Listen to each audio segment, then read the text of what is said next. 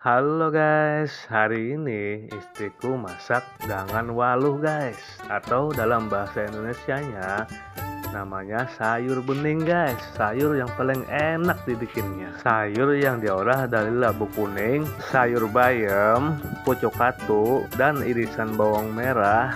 Terus ditambahkan air dan dimasak jadi deh guys. Dan tak lupa sambal terasi banjarnya guys. Oh, hari ini ternyata lauknya ada ikan laut guys, yaitu ikan pindang goreng.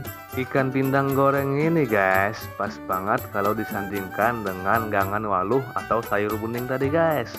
Rasanya yang gurih dan manis, terus dicocol dengan sambal terasi banjarnya guys yang pedes banget, membuat nafsu makan jadi pengen nambah nasi terus guys. Sampai jumpa besok pagi guys. Jangan lupa like, subscribe, and comment ya. See you.